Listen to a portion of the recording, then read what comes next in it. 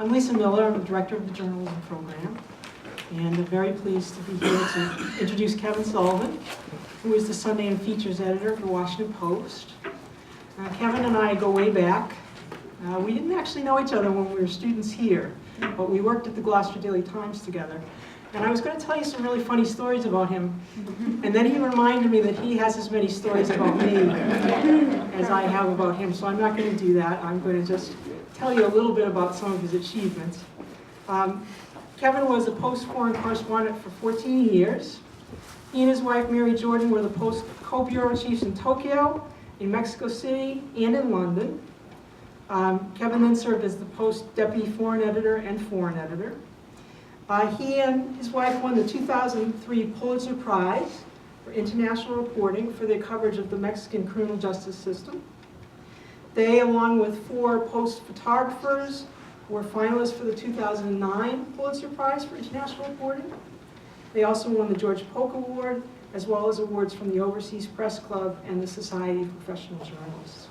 Now, Kevin has reported on 6 continents for more than 70 countries, and he's going to tell you a little bit about some of the adventures he's had, so I'm going to turn it over to him.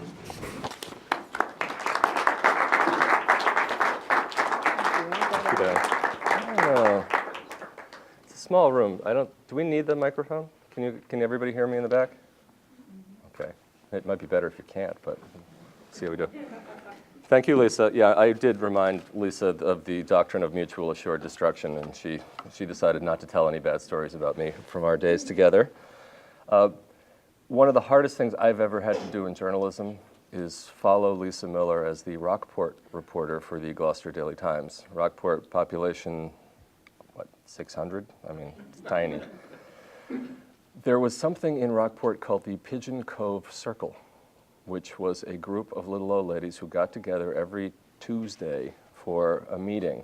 And we would put a little, if you were the Rockport reporter, you had to do a little column called the Goings On. And it was very important that you list the Pigeon Cove Circle's meeting in the Goings On, or they would come after you. I mean, you have no idea. And if you didn't include the words at the end, refreshments will be served, you were dead. Your life was not worth living. I kept forgetting. And we kept getting letters to the editor that frequently would end with, actually they would complain about me and complain about me and complain about me. And finally they got so angry that one of the letters ended, "Of course, we miss Lisa Miller." So Lisa has been publicly humiliating me for decades. I want to talk a little bit about my career, and then we'll talk a little bit about where journalism is now, because I think the things are related. Journalism has been just great to me since I started here in Don Murray's class in January of 1979, good long time ago. And I've been telling everybody all week that the reason I got into journalism was Don Murray, period. I mean, it's absolutely, he just inspired me like no other teacher I've ever had, and he was just a wonderful guy. And I know some of you know him, and most of you never had a chance to meet him, but he was wonderful. And the way I met Don Murray was that a friend of mine, a guy I grew up with, was here at UNH, and I came, and he was writing for the New Hampshire, and he kept talking to me about, you got to meet this course, this class I'm taking, this intro journalism course, fantastic. It's taught by this Don Murray. He looks like Santa Claus. He swears like a Marine. He's just fantastic. And he was so jazzed about this that I had to do it. And the weird footnote to the story is that he came today. This is my friend Greg Moffat, who was taking Don Murray's class. So Don Murray got me into journalism, and Greg got me into Don Murray, so thank you, Greg. At least I can. Yeah, that's actually true. So I'll tell you about some of the things that, journalism has been, as I said, very, very good to me. And, I apologize for this, but there's a point to it. I've met Princess Diana, Tony Blair, Bill and Hillary Clinton, George Bush Sr., Jimmy Carter, and I've interviewed at least a dozen more presidents and prime ministers, 2 of them in Spanish. I've met Queen Elizabeth, Fidel Castro, Jackie Kennedy Onassis, and more tribal chiefs than I could ever possibly count. I've met Bono, Michael Jackson, Alicia Keys, Andrew Lloyd Webber, Uma Thurman, Earth, Wind, and Fire. I once sang a duet with Paul McCartney. It was a really, really short duet, but I really do feel it was some of his best work ever. I've met Wonder Woman and Superman. I played pickup baseball with kids on the streets of Havana. I rode around for a week on Arlo Guthrie's bus, writing about Arlo. And during that week, I interviewed Bonnie Raitt on a pool table, and Don Henley of the Eagles made me interview him while he was using the urinal. He's not my favorite guy. I had lunch with Danny Pearl in Pakistan 2 weeks before al-Qaeda beheaded him. I've met just about every member of the Boston Red Sox, and I once interviewed Larry Bird naked. Him, not me. I once danced with Lauren Bacall at 2 o'clock in the morning. I've interviewed drug lords, mafia, godfathers, gangsters, rebels, smugglers, and spies. In Sierra Leone a couple of years ago, I was writing a story about maternal mortality, and I watched 6 women die in the course of 48 hours, and in that same period watched 5 stillbirths.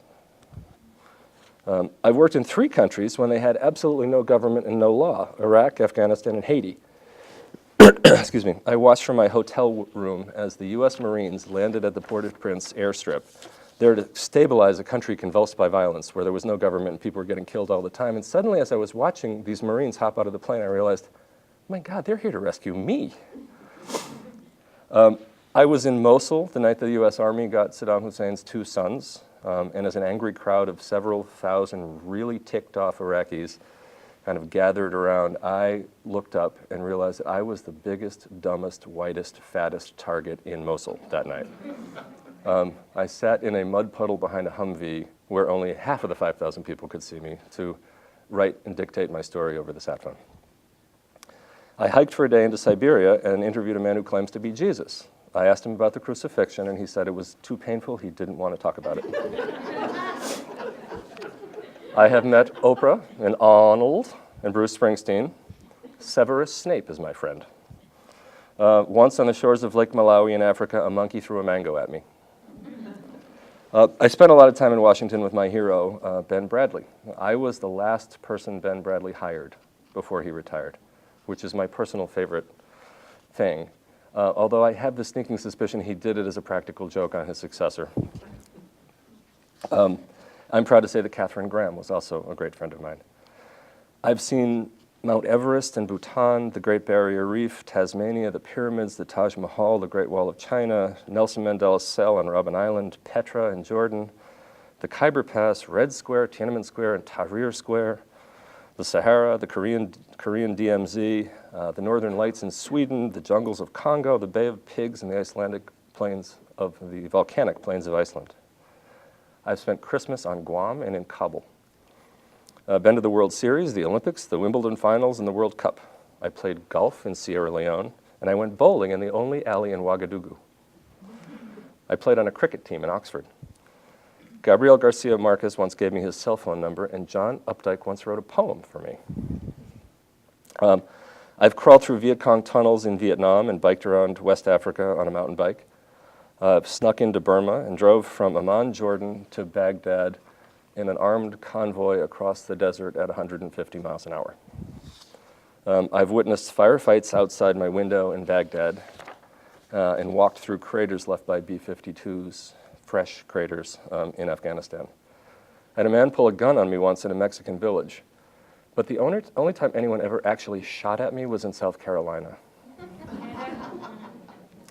I've ridden elephants, camels, horses, dog sleds, snowmobiles, Black Hawk and Chinook helicopters, and Humvees. I've been on ships in the Atlantic, and the Pacific, and the Indian Oceans, and in the Mekong River. And I once flew in an F-15 without throwing up in a mock dogfight with Korean MiGs off the coast of Okinawa. And by God, I have met Miley Cyrus. I do all this kind of, chest thumping just by way of saying that I know I've lived a blessed kind of special life in journalism. I've been very, very lucky. But there is a lot of grumping today about the state of journalism, particularly the state of print journalism, and a lot of it is deserved. These are difficult times. But I'm here, the reason I wanted to come this week was talk particularly to the students who are here, to tell you that that we're not dead. The critics say that we're dead. They are wrong. There's a lot going on in journalism, and there's a lot going on in print journalism. It's sort of like blood sport among journalists these days to predict the exact date that the last drop of ink will appear on a printed page somewhere. There's a great quote from Michael Kinsley. He's the journalist, the founder of Slate, which was the first online-only news magazine. In 2006, Michael said, "The trouble even an established customer will take to obtain a newspaper continues to shrink. Once, I would drive across town if necessary. Today, I open the front door, and if the paper isn't within about 10 feet, I retreat to my computer and read it online. Only 6 months ago, that figure was 20 feet. Extrapolating, they will have to bring it to me in bed by the end of this year and read it to me out loud by the second quarter of 2007. I know Michael, he's a great guy, but I'm guessing that this morning he still ventured out his front door and picked up his print newspaper, or maybe two. The Washington Post circulation is still about 623,000 copies daily and 846,000 on Sunday. Now that's down from a high of about 1.1 million on Sunday in 1993, but we're not exactly on life support. You know, we're doing pretty well. Advertising is picking up this year after a couple of really bad years. We are healthy. We are doing quite well. 75% of all the men, women, and children in the Washington metro area read the Washington Post. Imagine that. I mean, this sort of rivals Facebook, dare I say it. But over 1 million people a day read our daily edition, because you assume that more than one person reads the copy, and nearly 2 million read it on Sunday. For the past few months, I have been in charge of a project at the Post in my role as the Sunday editor, which is the biggest investment that the Washington Post will do in its print paper this year, or really in the past several years. We kept cutting features out of the Sunday paper at the same time we were raising prices, and guess what? People noticed. It was really bad. So there was kind of a recognition that we needed to improve our performance on Sunday, and we needed to invest in print as much, for our readers, for our business, and as a kind of a symbolic gesture, too, to say, we still believe in print. The things we did are not radical. We had a single arts and style Sunday section. We broke it into two and kind of doubled the size of each of them. But we added something like 60% space for arts, culture, feature stories in the Sunday paper. In this day and age, that is remarkable. I mean, it was a huge investment, and I won't give you the numbers, but it cost the Post a lot of money, and it will continue to cost. This reconfiguration, we had to add new press crews, make a lot of changes, and it'll be kind of an add to our annual budget for years and years to come, and it's in print.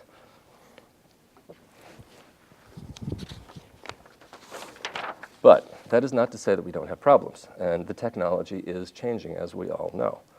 On April 1st, 2009, when I was living in London, some of you may know this story, but the following news item appeared in The Guardian, one of the best newspapers on the planet. Quote, "Consolidating its position at the cutting edge of new media technology, The Guardian today announces that it will become the first newspaper in the world to be published exclusively via Twitter, the sensationally popular social networking service that has transformed online communication. A mammoth project is also underway to rewrite the whole of the newspaper's archive, stretching back to 1821 in the form of tweets. Major stories already completed include, quote, 1832 Reform Act gives the voting rights to 1 in 5 adult males. Yay! OMG, Hitler invades Poland, Allies declare war. And JFK assassinated at Dallas. Deaf heard second gunshot from Grassy Knoll. WTF? I should point out that a very good friend of mine and yours, a graduate of the UNH journalism program, sent me a terrified email that day, wondering how The Guardian could just throw away all of those years of tradition. I pointed out to her that the story was published on April 1st and that the byline was an anagram of April Fools. That was Laura Mead. We all know, sadly, that the reason The Guardian's joke was funny is that there's an element of truth to it. The way people consume news is changing, but they are consuming more than they ever have. Last month, the Post had 18 million unique viewers to our website. 18 million. And we had more than 176 million page views. Our reach has never been greater. If you talk to somebody at the Washington Post 10 or 15 years ago, sure, the circulation was higher, but the story would go in the paper, 900,000 copies of it would go out, those people would read it, and that'd be it. Now, today, you put it on the website, and it's everywhere. I mean, the eyeballs on these stories are huge.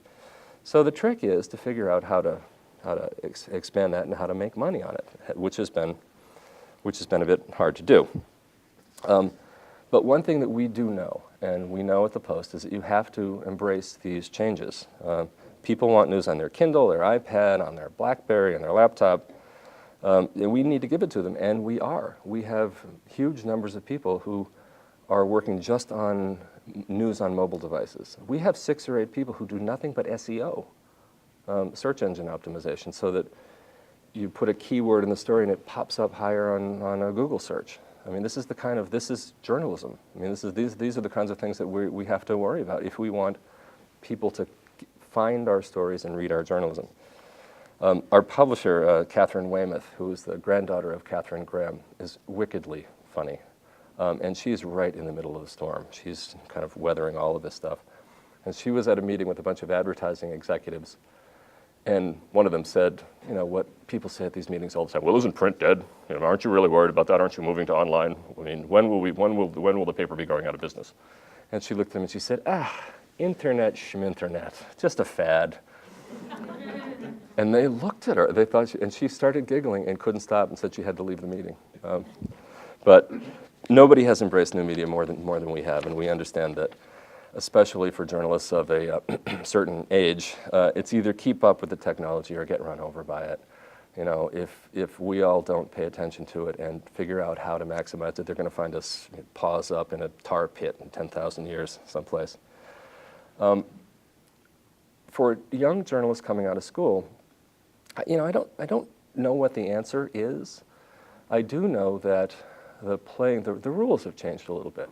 In the past 2 years, I think we've hired something like 25 or 30 people into the Post newsroom, and just eyeballing it, I would guess that at least 3/4 of them are in their 20s. The conversation at the Washington Post used to be grand old folk teaching the newbies the tricks of the trade so that someday they could be grand old folk as well. That conversation has changed. The older people at the Post are learning as much from the younger people coming in as they are teaching. And it isn't just, gosh, they know about you know, cool things that I don't know about. It's that kids are coming out of journalism school prepared in a way that we never were. You know, they know the journalism skills, but they also know new media, social media. They know how to use these things. These are valuable skills that you all are learning. But if I can preach one thing here this week, it's that journalists, especially young journalists, your generation, for the students out there, or journalists, you're going to have tremendous opportunities ahead of you, and there never has been more of a need for basic journalism skills, the stuff that you're learning here. How to read, how to write, how to report, how to edit, how to think, how to be a decent human. This is often underrated. I mean, it's a great skill for a journalist. If you treat people with respect and decency and dignity, no matter where you are, you tend to get that back. And it tends to be a much better way of extracting information from people than it is to browbeat them. What you see on television these days, and sometimes in the printed press, notwithstanding. But these skills are critical. Just look at WikiLeaks. So Julian Assange, who hates the lamestream media, gets his mitts on 250,000 classified cables. What's the first thing that man goes and looks for? A journalist. He knows that his database is just a database until he goes to the New York Times and the Guardian and Der Spiegel and in these places, and should have come to us, but he didn't, but you know, he came to us next. And that we've now had weeks and months of stories about what's in this raw material. I mean, he might as well have been handing the Library of Congress to people and saying, see, the answer is in there. Well, the answer is only in there until someone interprets it. I mean, someone must unlock what's in there and use the skills that you're learning here to do it. Use the basic questioning and understanding what is fact and what is opinion and presenting information that people need in a useful way.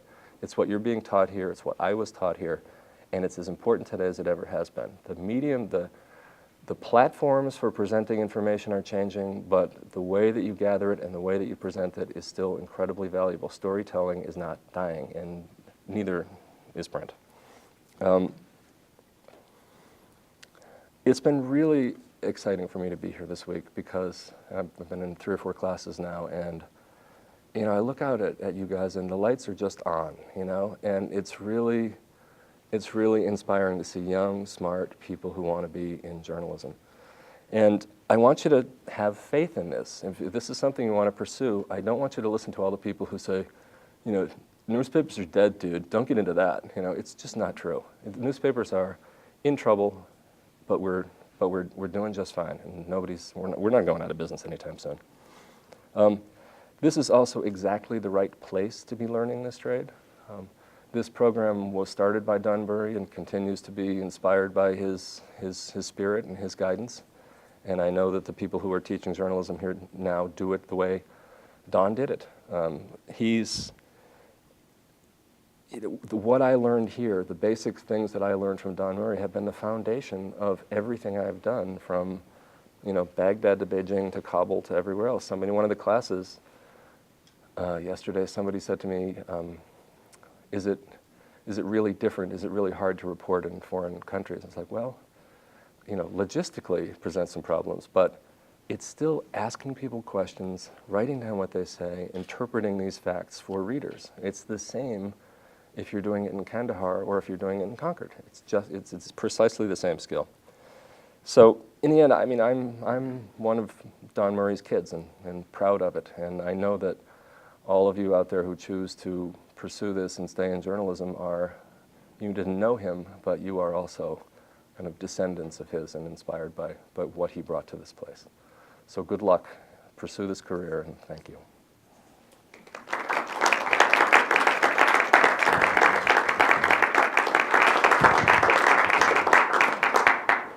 Yes, ma'am. Could you please tell us the story of meeting the Queen? Sure.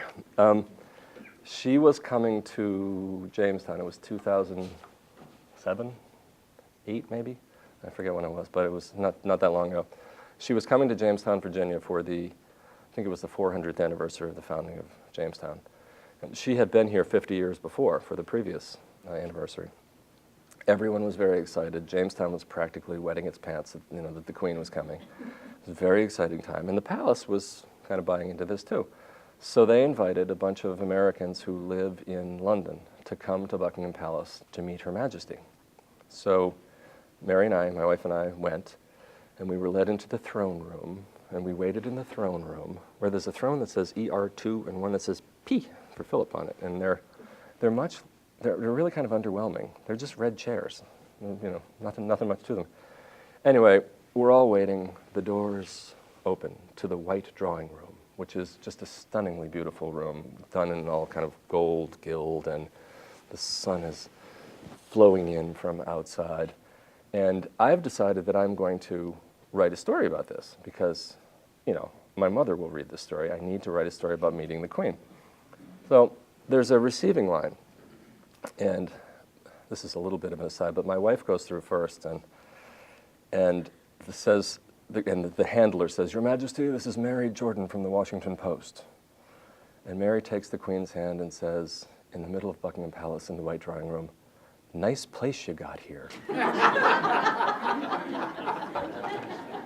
The guy told us to expect things like this because he said, "You'd just be surprised how many men get nervous and curtsy to the Queen." So I come next. "Your Majesty, Kevin Sullivan from the Washington Post." And I take her hand and I say, "Your Majesty." And she looks at me and she says, and I'm thinking, oh my God, I'm going to have to, there goes my story. How am I going to tell my mother I met the Queen and we didn't talk about anything? So I called an audible and I said, I hope you enjoy your trip. And she got this she's holding my hand, she got this amused look on her face, and she sort of looked off into space. And the look on her face said to me, "Ew, it spoke." And then she looked back at me and she said, "Thank you." It wasn't tea for two, but me and the Queen. We talked. And then later they lead us into she has these military handlers, and they lead us into what they call horseshoes. They set you up in horseshoe-shaped groups. and the Queen comes along, and this is when you're supposed to have a chance to make chit-chat. I had violated all protocol by wasting her time in the receiving line when they were just trying to get people through. And I understand that now. I feel terrible about it. So my horseshoe is two American guys who were rowing at Oxford, Don Johnson, me and Mary, and Brian McBride, who's a very well-known American soccer player who was playing in the UK. And as Brian is standing there, this other guy comes up with his sloshing his gin and tonic in his hand, and he looks at me and goes, "Brian McBride!" And Brian says, "Yeah." And he said, "I know you, you're Brian McBride, you're a great soccer player." And this is all happening just at the moment the Queen is approaching our horseshoe. And Brian is trying to be polite by being nice to his very enthusiastic fan, but at the same time trying to not blow it with the Queen. And the guy sees the Queen and thinks, "Cool, Queen!" So he just kind of parks himself next to Brian, and he's, this is not cool. So the Queen goes around and she meets the two Oxford rowers, and she looks at their hands. She says, "May I see your hands?" And they were, of course, all calloused from rowing. And it was kind of cool that she knew to do that. And then she had some ridiculous little conversation with Don Johnson. She had no idea who he was. It was very funny. He knew that she had no idea who he was. It was kind of delicious. And then she talked to me and Mary briefly about coming to Virginia. And then the Queen is supposed to have this great sense of humor, so I tried. And I said, "Your Majesty, this is Brian McBride. He's an American football player. He's here teaching the British how to play football." And she looked at me and she said, "A different kind of football." But she sort of grinned. And then she looks to the guy next to Brian and she says, "And do you play football as well?" And it was a very kind question because this guy, hadn't done anything athletic since he was 6. And he looked at her and he said, "No, Your Majesty, I don't. I sell pancake and waffle mix. I sell a lot of it here in the UK, but most of my business is in the Middle East."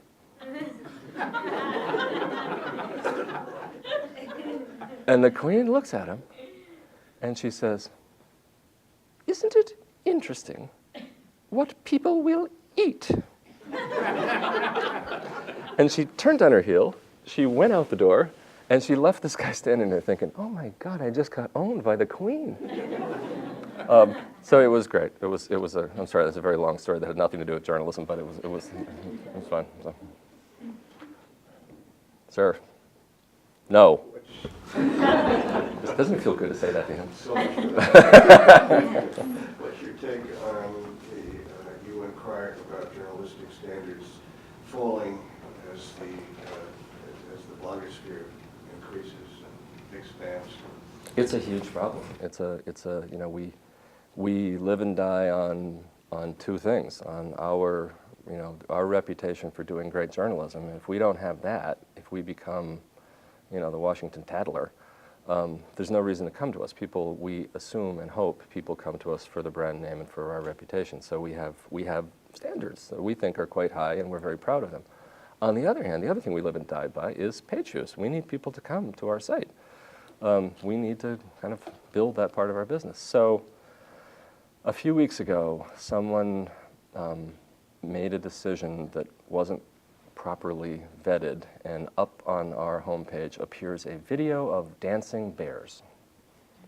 It was just the dumbest thing you've ever seen. I mean, it was just silly. It was entertaining in kind of a basket full of puppies sort of way. I mean, but what was it doing on the front homepage of the Washington Post? Our page views that day tripled. I mean, it was just like whew, through the roof. And it caused this big hue and cry. It's like, oh dear. We don't really want to be, we're not the Dancing Bear newspaper.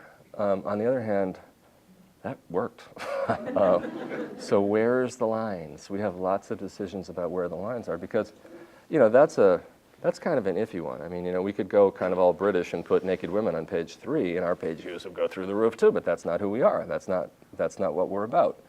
But are we about the occasional dancing bear just to kind of as comic relief for 200 Libyans being shot trying to assert their right to democracy? Nobody knows the answer to that, but we struggle with it all the time. Yeah. That decision to invest in the Sunday art section, Mm-hmm. has that paid off yet in terms of circulation? Well, it just started on January 23rd, so we're about, I think we're in our 5th week. So the answer is absolutely yes. It's, ask me again in the fall. I mean, we have to, it's like turning a battleship. You have to wait and see. We don't quite know yet. Well, I do know that we set up a Dropbox, Sunday@washpost.com, tell us what you think, which is always a dangerous thing to do. The first week, the comments were running about 3-to-1 against us. But I think given human nature that people are much quicker to complain about things than they are to compliment. That meant we were ahead. And by the 3rd week, it was actually most of the comments were saying, thank you, I really like this, this is good. So we're hopeful. Yes, sir? Looking back on the start of the Iraq War, it's pretty clear, at least to many of us, that war was based on falsehoods. How do you assess the media's role in the build-up to the war? I think we didn't bathe ourselves in glory. On the other hand, I think it's gotten to be a little bit of an urban legend about just how bad we were. I think there were a couple of very notable people, Judith Miller at the Times and a couple of others who wrote some stories that turned out to be wrong, and they have become the kind of poster, and rightly so, for the ways the media failed in the run-up to the Iraq War. But, people have gone back. It's not like we cavalierly said, oh, well, my bad, we'll do better next time. We went back and really looked at our coverage and, give us about a B. It really wasn't as disastrous as has become kind of commonly assumed that it was. It wasn't good, but it also wasn't, I don't think we endangered the Republic. Yes. Kevin, I'm hoping that you could speak a little bit to your career path. I know that you're a UNH graduate who studied with John Murray and studied journalism. And then what? What happened after you graduated and you were, 21, 22 years old? Where did you go from there?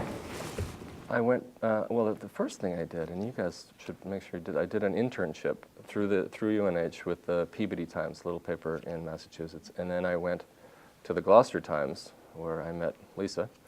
And I worked at the Gloucester Times for 4 years. And when I was 25 years old, I woke up one morning and I realized that I had never been outside the United States with the possible exception of a trip to Canada to play hockey.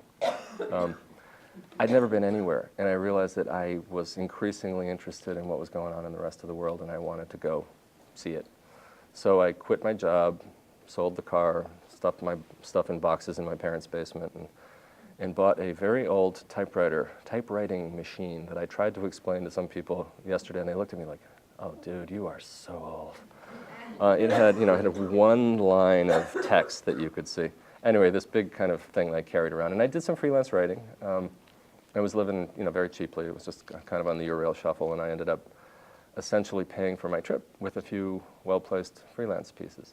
And I came back, and I went to the Providence Journal, because everyone who works at the Gloucester Times wants to work at the Providence Journal next. So I came back and did that, and 4 years later, I had a great time there. It was fantastic. And 4 years later, I tried to do it again. I quit my job again to go do what anybody would do, to go ride my bike around West Africa. I did that for a few months, and I just remember having this epiphany at 31 years old that sitting someplace with a really sick stomach in a place where toilets are non-existent in the little village in the middle of nowhere, thinking, my 20s are actually over now, and I really would like a cup of coffee, thank you very much, and can I go home? So I stayed for several months, came back, started sending out resumes to everybody I could think of, and ended up at the Post about 6 months later. So it's sort of the boring stepladder approach to things: little paper, big paper. Unlike my wife, who did an internship at the Washington Post and never left. Like 900 people apply for 12 spots. She got one of them. So she took a different route. But I think this is probably in some ways instructive for you coming out now, is you have to sort of follow what your interests are. I think now is a really good time to experiment and find new ways and new ways to do what you want to do. I knew I wanted to go overseas, so I made that happen. If there's something else that interests you, you should figure out a way to make it happen. Yes? Of all those adventures that you listed before, is the one that stands out in your mind as your favorite and one that's your least favorite? My least favorite was Baghdad. My time in Iraq was, with the very possible exception of when I was asleep, I was pretty much scared out of my mind. You got up every day and felt like today could be the day. There was every reason to believe that you might get killed. It was just awful.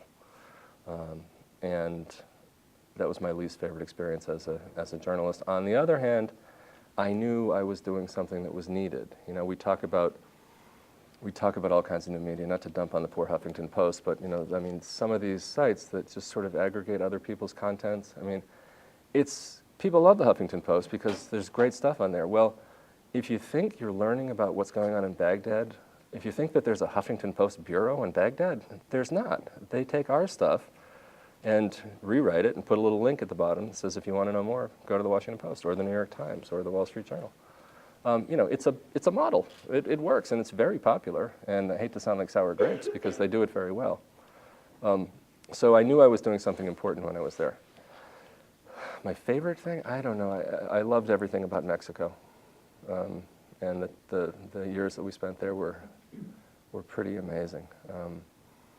I think because everything is so, we were talking about this in one of the classes yesterday, everything there is so close to the bone. People die, epic, terrible things happen to people, and yet there's this wonderful spirit in the people there that I just loved. So I love Mexico. Yes? One of the things that students often fret about is just, you know, blog, you know, you can post online, but, you know, nobody gets paid for it. Mm-hmm. Can you tell us a little bit about what the Post is thinking about paywalls and how to make online journalism lucrative, or at least provide a living wage or a semi-living wage? Well, there's two questions in there. I mean, if you really need a lot of money, don't go into journalism. You can make a very good wage at it, but if you want to get rich, if you want to be Bill Gates, be Bill Gates, because you're not going to do it in journalism. At least no one I've ever met. Paywalls is more interesting. You know, we got to figure out a way to make people value what we do, because I mean, we're selling bananas, and people have, you know, this culture is built up. It's like, well, bananas ought to be free. You know, keep making those bananas, keep selling them, but I'm not going to pay you for it. You know, what we do is something, I think, that's of value. We spend a lot of money to produce the news that we produce. But the culture of the internet is you don't pay for anything on the internet. And people get really angry about it when you bring it up. Now, of course, some people are experimenting. The great one right now is the Times of London and the Sunday Times. That's Murdoch papers, and they just went behind a really kind of bricked up paywall. You can't read anything on there unless you sign up. It's like £1 a day or something. It's not very much money, but they want to get people in the habit of paying. Their circulation or their online readership dropped 95%. But I know people who run that place, and what they told me is that we're willing to do that because we would rather have 100 people who pay than 100,000 who don't. Now that's a philosophy. I mean, advertisers look at that and think, you think I'm going to give you money to advertise to 100 people? I'm not. But they're hoping that they move to a subscription model where the balance between advertising and subscription, which has always been you make a lot more money from advertising than subscriptions, that levels out, and that people are willing to pay for content. The jury's out. The New York Times is about to try something similar.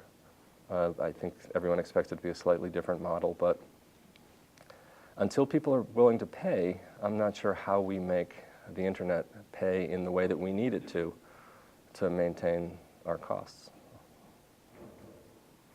How does, if you're new in a newspaper, how does the selection process work? If you decide you want to go overseas, how does that work? And can you turn down assignments that you think are too dangerous, or is that Is that job suicide? How does that work? Well, it's interesting. It's all sort of true. I mean, I went with the eager beaver technique. I mean, I arrived at the Post and I went immediately to the foreign editor and said, "You don't know me. I'm brand new here, but I want to work for you. I want to go overseas." And he said, "Well, that's great. Go and prove it to me." So I went back out to my little suburban bureau and started writing stories in the hope that they would please the foreign editor, who would then send me overseas to do what I really wanted to do. He had been after Mary. Mary has been at the Post for 7 or 8 years more than I have. And he had been after Mary for a long time, but my wife never wanted to go overseas. She always thought that the life for a single woman being a foreign correspondent sounded like not how she wanted to spend her 20s, basically. Then we got together, and he said, "Aha, I see possibilities here." And the first thing he said to us, this was during the Bosnia War, he said, we were getting married on the 3rd of July. He said, "Can you guys on the 4th or the 5th go to Bosnia?" And we said, Sure. And we walked out of the room and we said, "Oh my God, what just happened in there?" And I said, we knew there was another couple had been there before us, and they spent 90% of their time apart, both of them getting shot at, and they broke up, inevitably. I mean, it's just, it was bad. So we talked it over and decided that there was no way we were going to start a marriage this way. So we went back to him, and I said to him, "Listen, Mike, this may cost me my career here, and I can't believe I'm saying this to you after the way I've begged to get on your staff, but we can't do this. We're not going to, we can't live like that. Not right now. Maybe at some other point, but not the day after we get married." And he said, "Yeah, that actually makes sense. I think I'm going to hire a war reporter to go do that. How about Tokyo?" We said, "Yeah, okay." So this is how scientifically these decisions are made. It's, like everything with journalism, it's always much more art than science. So there's no one route, and you have to a different foreign editor might have said to me, "Well then, rat's a ruck, back to obscurity and stay there, you ingrate." But he was a wonderful man. So as a follow-up to that, if you, like the Iraq War, I mean, you're a dad, Yeah. and someone asks you want to go into harm's way, it could be the venue of a lifetime, but you have the personal things that you have to figure out. How do you do that? How do you have a life and still do the job as well as you've been able to do it? My boss called, and we were living in Mexico, and my boss called on Wednesday, and he said, I picked up the phone, I said, "Hello," and he said, "Kevin, it's David." I said, "Hi, David," and he said, "Iraq." I said, "Oh God, you sound serious." And he said, "I am." He said, "You don't have to go, strictly voluntary, we're not making anybody go, but we really need somebody. Can you be in Amman by Saturday?" I said, "I don't know. Can I think about it?" And he said, "Yeah, call me back in an hour." So Mary and I went out and took a little walk around the neighborhood, the sunny cobblestones of Mexico, thinking, "Oh my God, what are we going to do?" And we both just decided, the Post foreign staff is 18, 20 people, and a lot of my friends had been there already. And I just, in the end, decided, if you wear the uniform, you're supposed to march, and I couldn't, as much as I really didn't want to go for a lot of reasons, I felt like I owed it to my colleagues who were already putting themselves in harm's way to go do this. And Mary agreed, and we said yes, and I was in Amman by Saturday. But that was a really hard decision. Afghanistan was much easier, because I arrived in Afghanistan on December 1st, 2001, right after 9/11. The Taliban had left Kabul on November 13th, 2 weeks earlier. I mean, the place, you could still smell them. It was awful. But that time, this was right after 9/11. Everybody wanted to do something, right? Everybody wanted to, in some way, help out. Musicians were doing concerts, and there was all kinds of stuff going on. And, and all I did was write little newspaper stories. But I thought, so I called and I said, "I'm ready. If you want me to go, I'll go." So I went, and that was actually, that was also pretty terrifying, but exciting. And I really felt like there was a reason to be there. It felt good to be there. I felt like I was doing something that mattered. And it kind of scratched my 9/11 itch. Yeah. Can you speak on the dangers of foreign correspondence and the barriers that are set up for people who do go overseas, speaking between the drug war of Mexico and right now the situation with civil revolts and rebellion in Egypt, Libya, and whatnot? Well, it's changed. 9/11 changed a lot of things, and it made foreign correspondence just generally more dangerous. Where the news is happening tends to be in kind of more unsettled, dangerous places. It's always been that way, but the focus now is so much on Afghanistan, Pakistan, Iraq, places where we have these kind of deep interests. And it's gotten harder. I mean, everybody on the foreign staff now goes through combat training. They have this kind of school. You learn how to stop if someone has their legs blown off in front of you, you learn how to stop the bleeding. And they're all fitted for Kevlar. They all have body armor. A lot of them have helmets. That just wasn't the way it was. So that part of it has changed. And even in a place like Egypt, look at poor Lara Logan.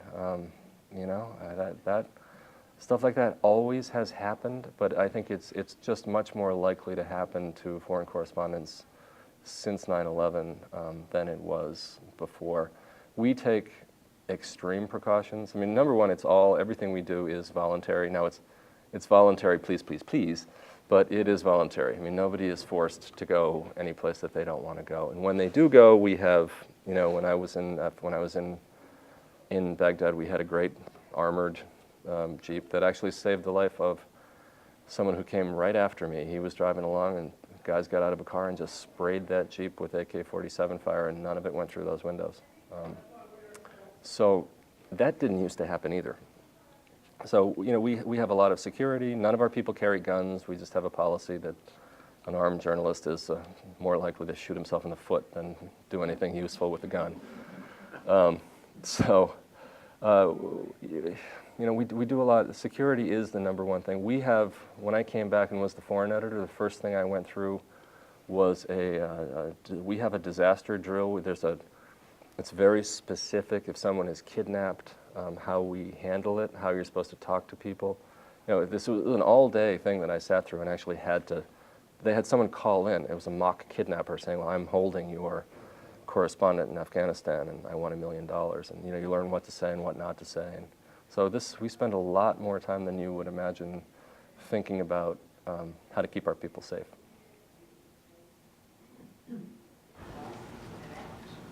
Yes? The third step in the basic skills needed for journalism, I think would be the most difficult. You said be there, ask the right questions, write down what you hear and observe, and then interpret it for your readers. Right. Now, a reporter in a very different culture, what do you mean then by interpreting? I mean, trying to explain to people cultures that are important. I don't mean sort of saying this is my opinion about what just happened here, but I mean going to a place like Afghanistan and explaining why women wear burqas. It isn't, why they say they do. I mean, it's kind of interpreting different places for people for Americans who are interested in those places, but don't have PhDs in Middle Eastern affairs, and trying to, you go, you see, you explain. If you went to Afghanistan and just said, I see a woman in a burqa, and there's nothing about that explains where that tradition comes from, why they do it, what it means, how women there feel about it, how men there feel about it, whether it's dangerous to get out of it. That's what I mean by interpreting, kind of explaining different cultures to our readers. I mean, we are there to serve our readers. And worst mistake a foreign correspondent can make is getting what they call kind of localitis. When I was in Tokyo, there was a guy there who'd been there for, 30 years, and he just got snow blindness. He forgot what was interesting about Japan to readers back here. And he was writing for kind of really hardcore political audience in Japan. He was. I remember one day he was so worked up about something that the education subcommittee and the Diet had just passed this thing. They've never been able to get that through before. Like, who cares? I mean, it might be great for Japanese school kids, but for American readers, there was just nothing. There was absolutely no news in it. So